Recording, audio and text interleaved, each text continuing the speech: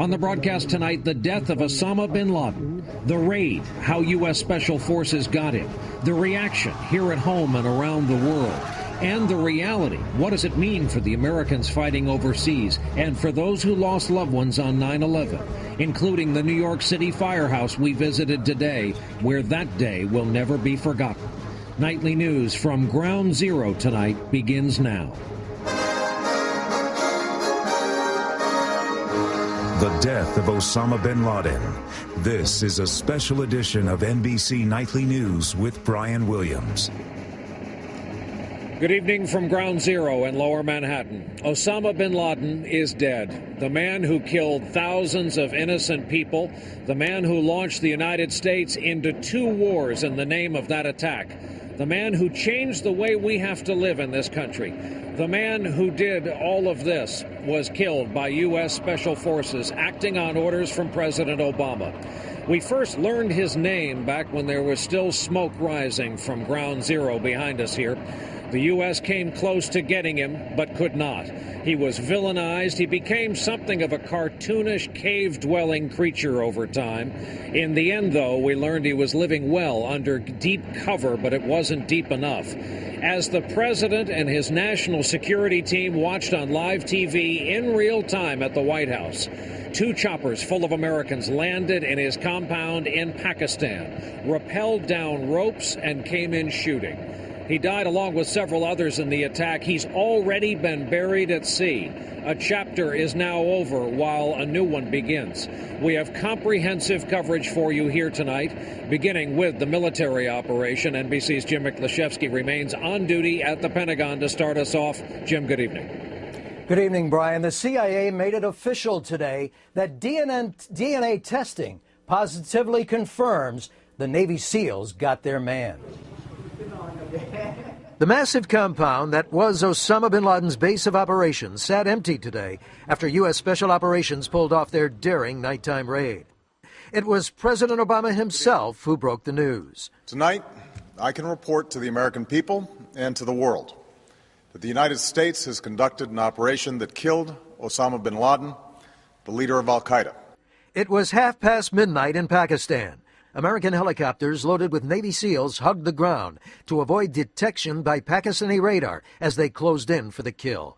As the choppers approached the heavily fortified al-Qaeda compound, small arms fire erupted from the rooftops, and then panic. One of the helicopters suddenly lost altitude and was forced to land in the middle of the compound. No Americans were injured, and within minutes, as many as 24 commandos swarmed the complex in search of bin Laden. In a firefight that raged on for nearly 40 minutes, the SEALs first killed 2 al-Qaeda operatives in a small building at the edge of the compound. The Americans then moved to the main residence, systematically searching room by room up to the 3rd floor, where they found Osama bin Laden and his 19-year-old son. U.S. officials say as the SEALs closed in, bin Laden opened fire with an automatic weapon. The SEALs shot back, killing bin Laden's son and a woman caught in the crossfire. Bin Laden was the last to die, with at least 1 gunshot to the head. And this video obtained by ABC News reportedly shows the inside of the room where bin Laden was killed. U.S. military officials say the mission was to kill, not to capture bin Laden, and believe there was no other way out. The word was that Osama bin Laden would not surrender, and that indeed his security agents had been told to kill him if it looked like they were about to lose him to a U.S. snatch operation. The American commandos departed with bin Laden's body, and before the end of the day, his remains were aboard the U.S. aircraft carrier Carl Vinson, where U.S. officials say he was given a proper Muslim burial at sea. Pentagon officials said thousands were involved in the bin Laden operation. The CIA and other intelligence services tracked him down while the U.S. military took him out. This is what we call a clean hit, and I think an extremely solid piece of work, both from an intelligence and special operations standpoint. And that intelligence windfall may just be beginning. U.S. officials say that Navy SEALs recovered large volumes of computer data and hard drives, so much of it that could potentially provide valuable intelligence on al-Qaeda. And in fact, there is so much of it that they've created an entire task force all its own just to wade through it all, Brian. Jim Miklaszewski, after a long night on this story and a long day at the Pentagon. Jim, thanks. Last night, when it happened, a bit in advance, a few of us, a handful of journalists, received phone calls from the White House telling us to get to our offices and studios, that a big announcement was coming.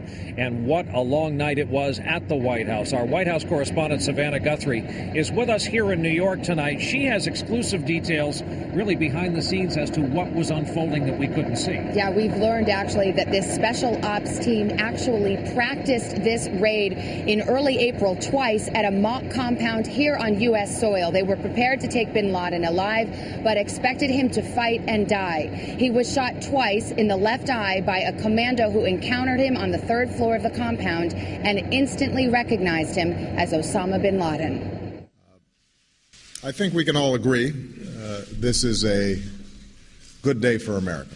The president at a Medal of Honor ceremony today, one day after ordering U.S. forces to take out America's most wanted terrorists. The world is safer. It is a better place because of the death of Osama bin Laden. Today, aides are describing the incredibly tense moments inside the Situation Room. As NBC first reported, the president was able to monitor the 40-minute operation as it unfolded, getting what a top U.S. official described as audio and visual updates from the ground. It was probably one of the most anxiety-filled periods of time, I think, in the lives of the people who were assembled here yesterday. Getting word of bin Laden's capture, a senior aide says applause broke out in the Situation Room. The president remarked, "We got him." Then, minutes before midnight, nearly 10 years after that awful September day, the president addressed the nation. The American people did not choose this fight. It came to our shores. We can say to those families who have lost loved ones to al-Qaeda's terror, justice has been done. USA! USA! Outside the White House gates, a spontaneous outpouring as crowds gathered to rejoice. On Capitol Hill today, the celebration was bipartisan. The last thing Osama bin Laden saw on this earth was a small team of Americans who shot him. Officials found bin Laden by tracking his longtime trusted courier. In August, finding him in a compound outside of Islamabad, a walled fortress valued at over $1 million, yet with no phone or internet service. Officials believe it was custom built to hide Osama bin Laden. A U.S. official says the president considered 4 different options, ultimately rejecting a plan to have stealth bombers wipe out the compound. Instead, going for a riskier helicopter assault with special ops forces. The president had to evaluate the strength of that information and then made what I believe was one of the most gutsiest calls of any president in recent memory. On Friday morning, the president gave the official order, then went on with business, touring storm-ravaged Alabama, giving a commencement speech in Florida, even attending the annual White House Correspondents' Dinner, where he gave no hint of what was about to unfold. People think bin Laden is hiding in the Hindu Kush, but did you know that every day from 4 to 5 he hosts a show on C-SPAN? One other note, this operation had a code name for success, which would have been a capture or kill of bin Laden. The code name was Geronimo. I can report tonight the actual transmission from the ground commander at the compound to the operational commander in Afghanistan. He said, "For God and country, Geronimo, Geronimo, Geronimo." Incredible detail. It was a patriotic outpouring, and I guess it started there in the Situation Room. Savannah Guthrie with her reporting from inside the White House tonight. And if you were watching our coverage last night, as Savannah alluded to, this spontaneous gathering in Lafayette Park across from the White House, there was another one here at Ground Zero in New York, but that was just the start of the American reaction from coast to coast. Lester Holt with us, part of our coverage, with more on that aspect. Lester? Brian, think back to last night. How many unknowns were there? First of all, the president says he's going to go on national TV. No one knew what he was going to say. Even later, when we realized it was going to be word about the death of Osama bin Laden, no one knew how the American public would receive that information. And yet, surprisingly, across the country, the reaction was very much the same. It was the refrain echoed from every corner of America. As the news began to spread, crowds descended on the White House and Times Square in New York. The job is completed. Maybe we can bring our troops home. From college campuses to the stands at a Philadelphia Phillies game, to the streets of Boston. There were unabashed celebrations over the death of a villain. He was the mastermind of so many terrorist attacks and so many terrible things that happened to U.S. people, so I'm happy he's dead. His death reminded us of the many faces and names of bin Laden's victims. They finally got him, and of course it makes me cry again because it brings back memories. Emotions were especially raw today at what are now hallowed grounds, Shanksville, Pennsylvania. Gives you a special feeling just to pay homage to the people we lost that day. The Pentagon. Just a good day to be a United States Marine and an American citizen. And Ground Zero. Look at the Freedom Tower. Jack Zilmanowitz and his wife Evelyn came to honor Jack's brother Abe, who was killed in the World Trade Center. Finally, the purveyor of evil was brought to justice. Off-duty Boston-based flight attendants who lost colleagues on American Flight 11 tried to find closure here, too. When we heard of the tragedy, it was just a question of who we knew, because that was a flight that was always staffed by Boston flight crews.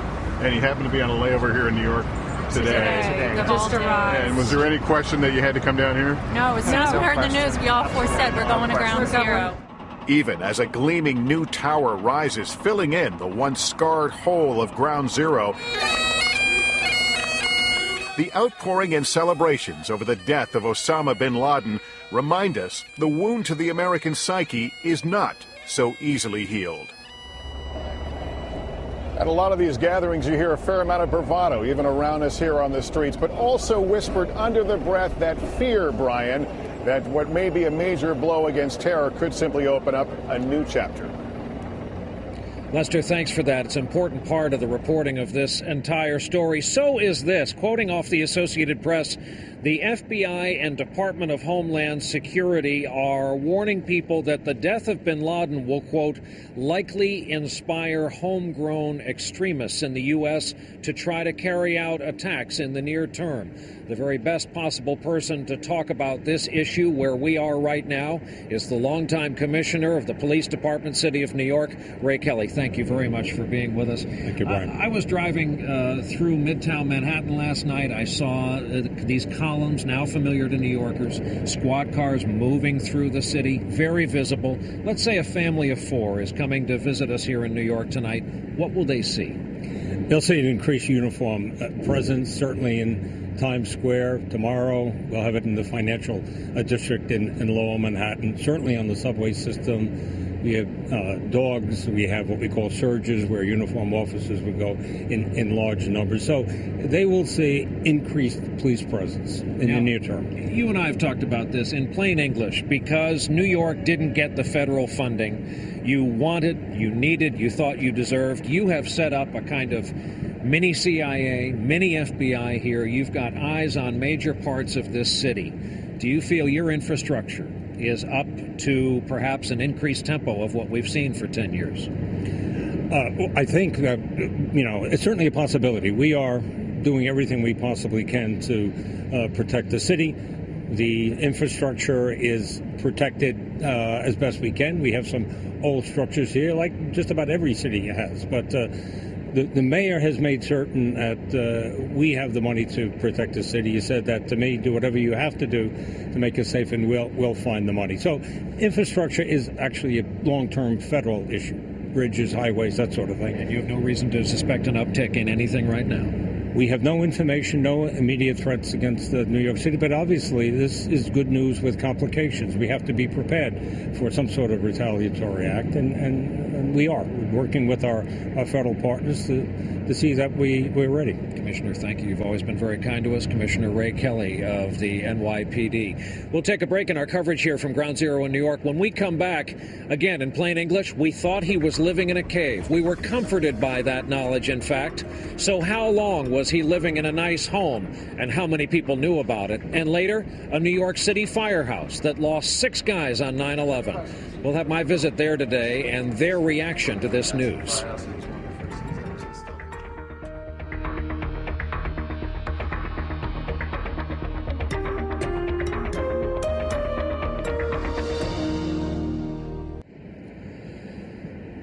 Back here at Ground Zero, Lower Manhattan, as you look at a live picture of what's going to be the memorial, the old footprint of the buildings. We just received news from the White House. President Obama will visit Ground Zero on Thursday of this week. You'll recall it was his predecessor, George W. Bush, who made history by grabbing that megaphone on that awful day and addressing the workers. The president, again, will visit here on Thursday.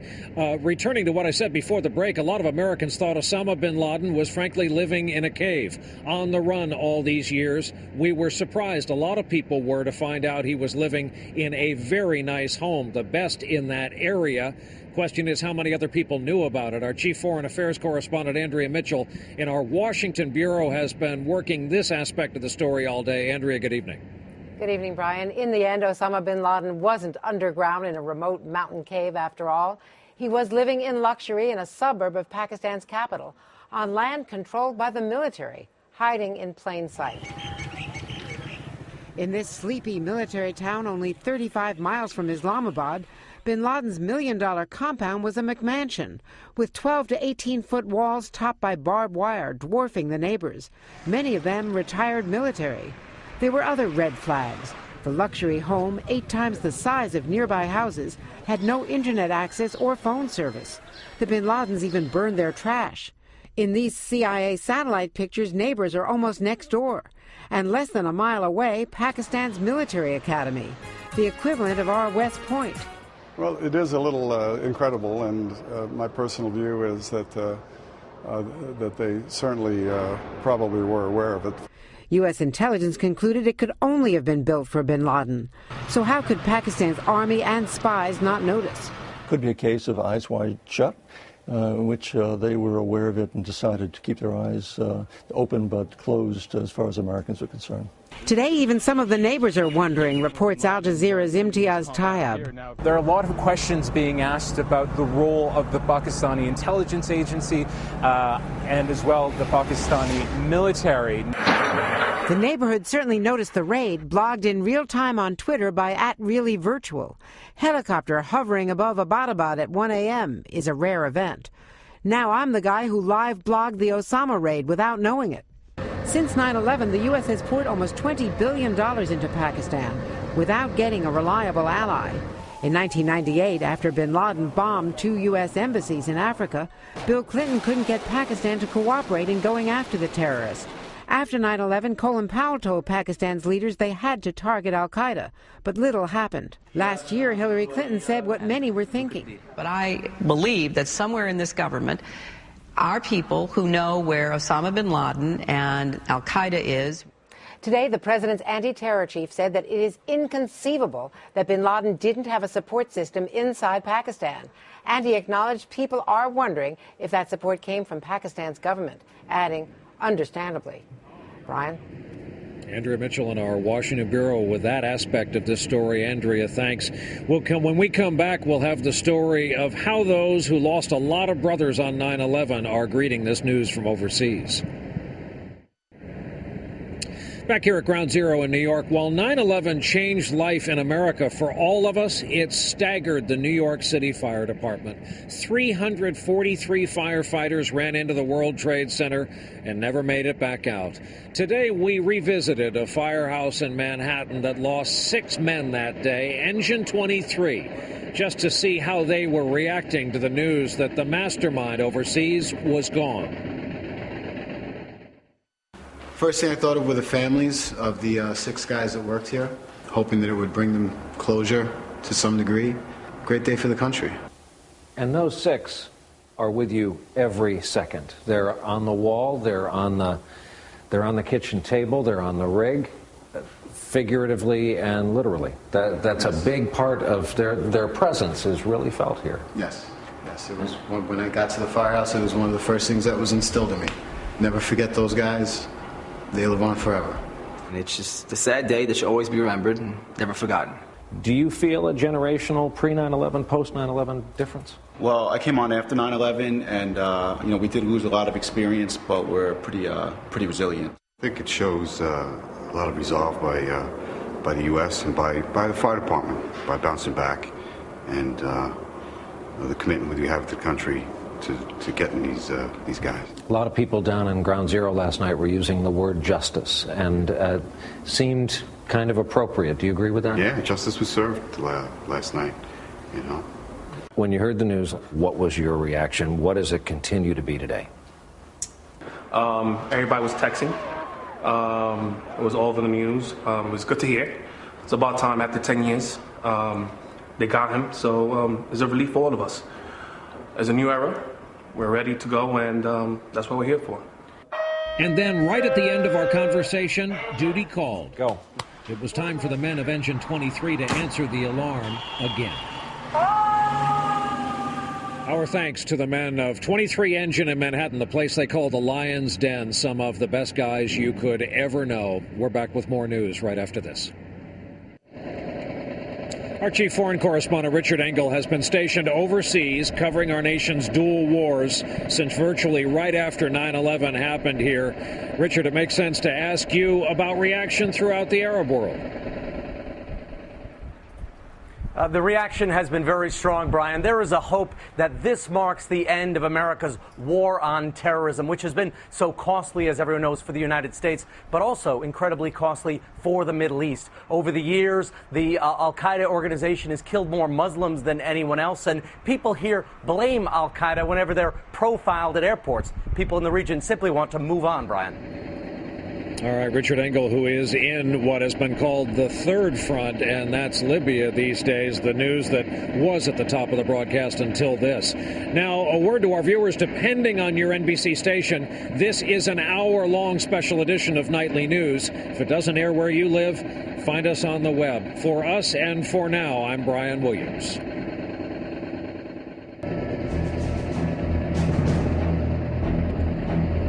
And good evening once again. We are back from Ground Zero in Lower Manhattan, which, as you can hear these days, is plainly a construction site. While it's been almost a decade since the attacks, there is still not a permanent memorial for people to visit, while commerce is getting back up and ready in the form of several high-rise buildings. And, of course, this broadcast, a continuation of our first half hour, part of an hour-long special edition tonight on news of the death of Osama bin Laden. We want to go to our chief White House correspondent, Chuck Todd, who can report on some of the background that went into this operation and how, for this president, say nothing of his predecessor, Chuck, this has been a long time coming. It sure has, Brian. You know, it was in August of 2007. Candidate Obama talked about the idea that if he ever got actionable intelligence on where to find bin Laden, he would not hesitate to unilaterally go into Pakistan. It caused him some problems on the campaign trail, but then as president, he found himself having to do just that, get his CIA chief to come up with plans to do just that. And as they say, the rest is the first draft of history. I think we can all agree this is a good day for America.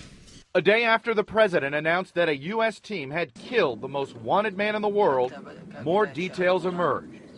It all started with a tip last August. After years of painstaking work by our intelligence community, I was briefed on a possible lead to bin Laden. That lead?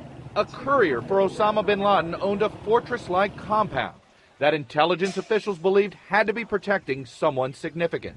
The National Security Team considered several plans, ranging from airstrikes to a high-risk Special Forces assault. There were differences of views that were discussed. That's what the president wanted to know, as well as the different what's called COAs, courses of action. Friday morning, before leaving for Alabama to tour the tornado devastation, the president gave the final order to send in that small team of special operatives.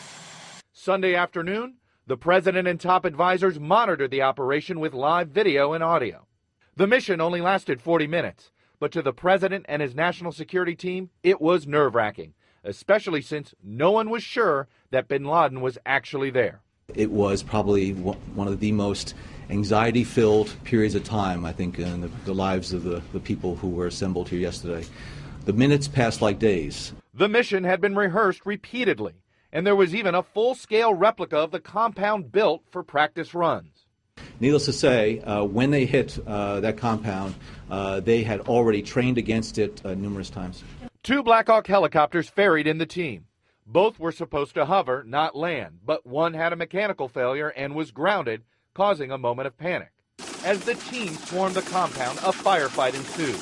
Bin Laden was shot and killed, as was another young woman and 3 others, including the courier. As the Black Hawk helicopters departed, Pakistani military authorities, unaware of the mission, scrambled fighter jets.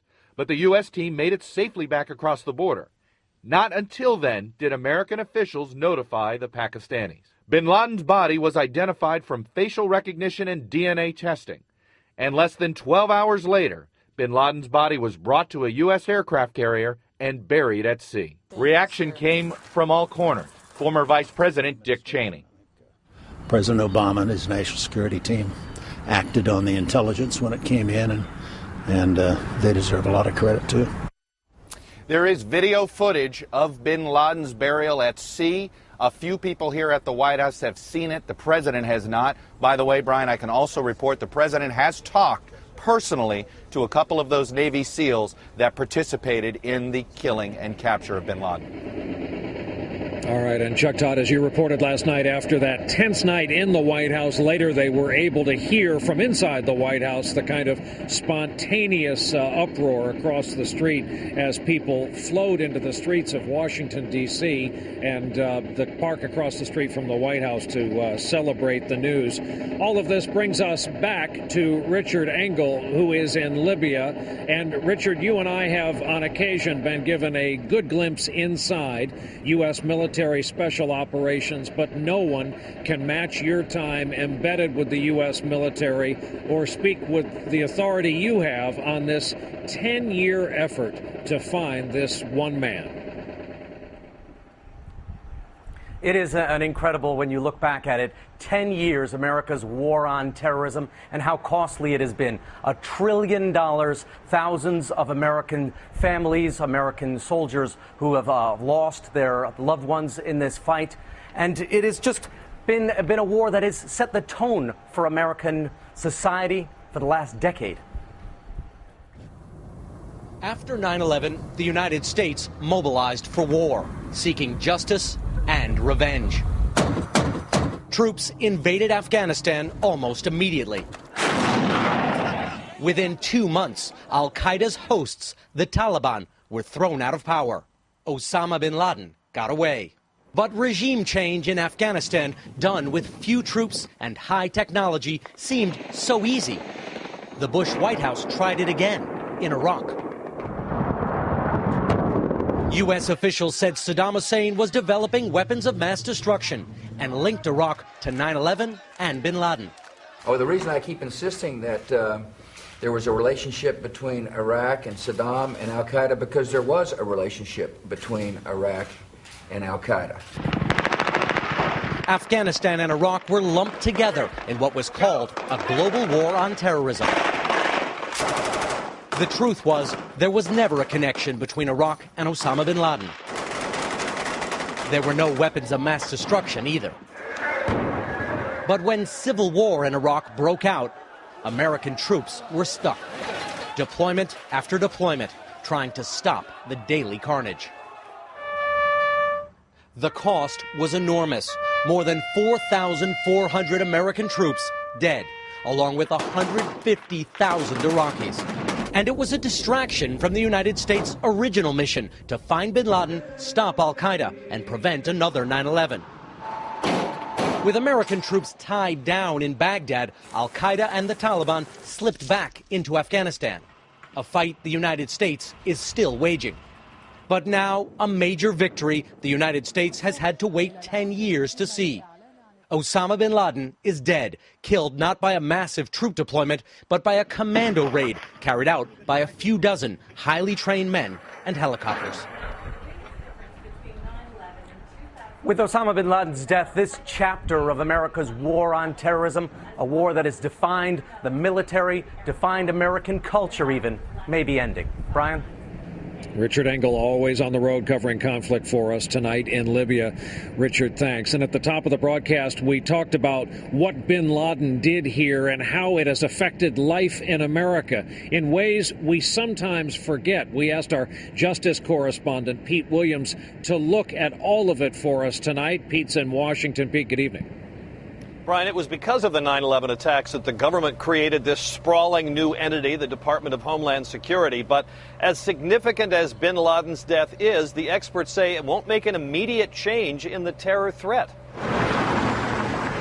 Taking no chances, New York's police commissioner ordered a show of force, beefing up security at subway stations, trains, and other sensitive sites. Our assumption is that bin Laden's disciples would like nothing better than to avenge his death by another attack in New York. That is our operating premise.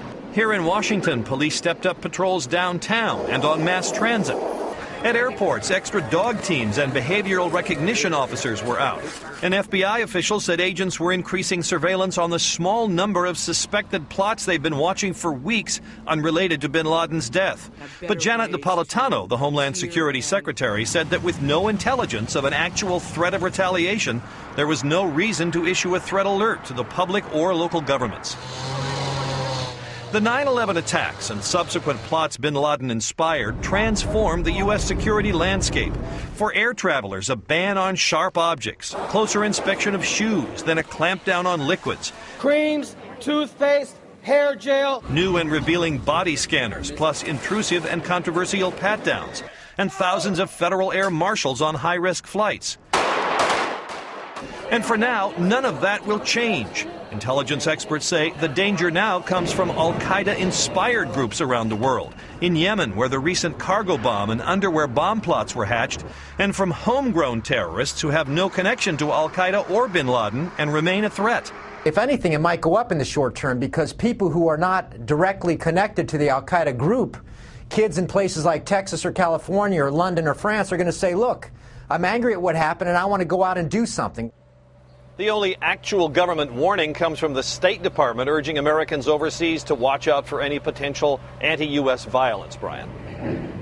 Pete Williams in Washington. At one of the first places we had to get to know after 9/11, as Pete pointed out, the Department of Homeland Security. One of the many new organizations in the post-9/11 era is Voices of 9/11. It was founded by Mary Fetchett for the worst possible reason. You lost your son, Brad. He was 24 years old. He worked here in the World Trade Center, and full disclosure, I knew him too. And I don't know sometimes how you gather the strength to come back here and be here and bear witness to all this, but how did you greet the news from overseas? Well, I think initially I was shocked when I heard the news last night, and then it's just been a roller coaster of emotions. I think we felt comfort, appreciation, certainly to the administration and the brave military installation that went in, and and the operation. But I just think that it's, there's no closure. When you lose a son in a terrorist attack, like the other 3,000 families, you learn to live with it. And bin Laden took Brad from you. How personal was it for you, directed at him? I wanted accountability. Certainly I wanted to have him held accountable. But I feel that if you have revenge, they win in the end, that you really have to have hope. And, our organization provides support to the families, and we're working with them to commemorate their loved ones. And I think moving forward and helping people through that grieving process and commemoration is certainly more productive. Mary Fetchett, again, the founder of Voices of 9/11. Everyone watching joins me in saying we're sorry for your loss. Thank you for coming back here today. Brian. When we come back, the extraordinary American Special Forces who pulled off this attack, their story when we continue. If you were watching our special coverage last night, you heard me ask our viewers send in video of the celebrations that popped up across the country last night. So many of them on college campuses, because this so marked the college generation that's in school right now. You sent them in. There are just 4 of them. There are many, many more. This operation, we keep saying, was carried out by U.S. Special Forces, but most of the commandos on this raid were from the branch of the service that will tell you they are the very best and the toughest to get into, with an 80% failure rate, and that's the U.S. Navy SEALs. Their headquarters, Coronado, California. Our own George Lewis spent time with them there today. Most people who start the punishing 3 years of SEAL training discover they're not cut out for this. 3 out of 4 will drop out before they complete the course. What's going on with this boat crew? Get your head on the correct side. The Navy goes to extremes here, emphasizing extreme physical fitness, extreme mental alertness, and extreme courage. It's a lot of physical training, a lot of mental strain upon them. In this exercise, SEALs are taught to react quickly in a dark environment. As the hoods are pulled off their heads, they have to target the bad guys. The kinds of skills that would have been needed on the bin Laden mission. Today, few people in Coronado were surprised that the SEALs carried it out. I think all of us kind of had a clue that if and when they ever took him down, it would probably be the SEALs. This is a big SEAL team community, so we're really proud. One drink to the SEALs. One drink to the SEALs.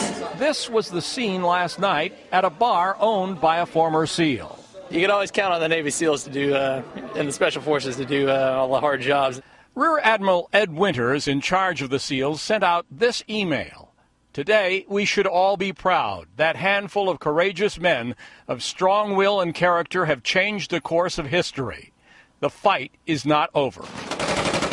Even as more young SEAL recruits train to join that fight.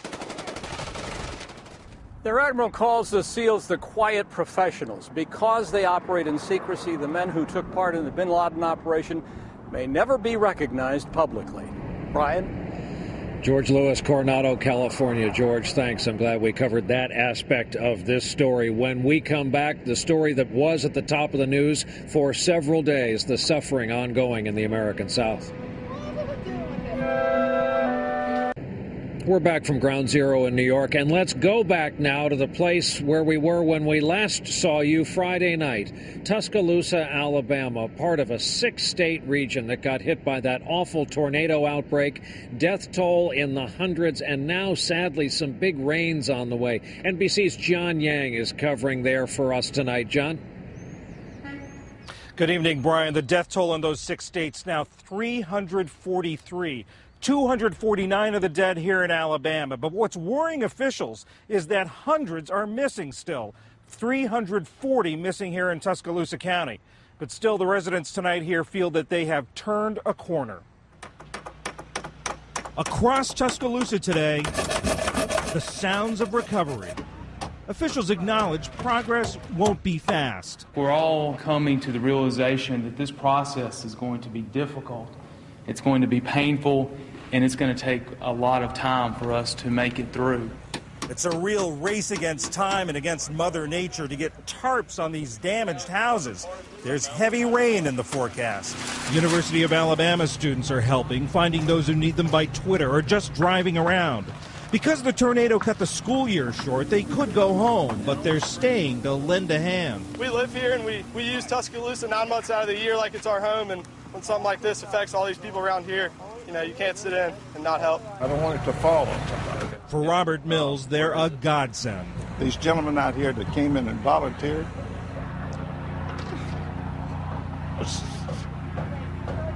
their services, super. With so many still without power, Anybody has anything to drop off? car radios are the way to ask for and offer help. You're live on the air. How can we help? Country DJ Wild Bill Setbox spends as many as 14 hours a day on the air, taking calls, talking himself hoarse. You're wondering if you messed up by stopping. And worrying that he isn't doing enough. My job is to connect A to B. There's the person who needs something, and then there's the person who has something. It's not just local people who are reaching out a helping hand. The city's call center, the volunteer hotline, has gotten calls from as far away as California and New Hampshire. Brian, they have one simple question. What can we do to help? John, thanks for that. John Yang in Tuscaloosa, home, as we learned of some terrific people. We'll take a break. When we come back, some memories here tonight of a September day we would all like to forget.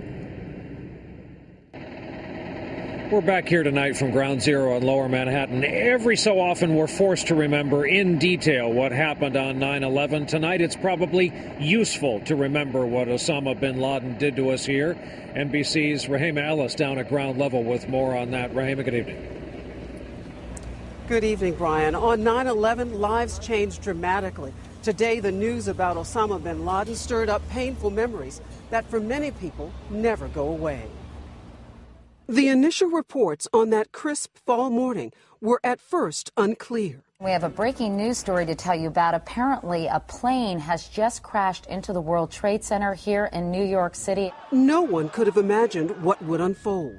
It's quite terrifying. I'm in shock right now. After the first crash into the North Tower at 8:46 a.m., word of a second plane into the South Tower at 9:03 a.m., and the horrifying picture started to emerge. You have to move from talk about a possible accident to talk about something deliberate that has happened here. Then, unbelievably, a third plane. This one crashed into the Pentagon at 9:37 a.m. People here in the building are already describing as a highly sophisticated, coordinated attack. America was under attack. It goes without saying this is the most serious attack on the United States in more than 100 years. In Lower Manhattan, chaos and terror. It was crazy. It was the craziest thing I've ever been in my life. We would soon learn that a plane that crashed near Shanksville, Pennsylvania, was intended for the Capitol, but was overtaken by courageous passengers and forced down. Everyone in the city should remain calm. The very best thing to do right now would be to remain home. President Bush spoke to the nation. Terrorism against our nation will not stand. New Yorkers and all Americans were suddenly vulnerable. Were you afraid for your life? Completely terrified. We're all crying, hysterical. From the passengers on United Flight 93 to the first responders, the definition of brave changed forever on September 11th, 2001. Today at Ground Zero, there is still pain. No one should have to die like that. But also a sense of a new beginning with bin Laden dead. There was a dark cloud looming over this place as long as he was still alive. Now that he's gone, the sun has come out and the cloud is gone. And time seemed to stand still on September 11th, but now each new day seems to bring just a little more healing. Brian? And from here in Ground Zero in Lower Manhattan, that is with thanks to Rahima Ellis and all of our team, our special hour-long broadcast tonight. I'm Brian Williams. We'll look for you here tomorrow evening.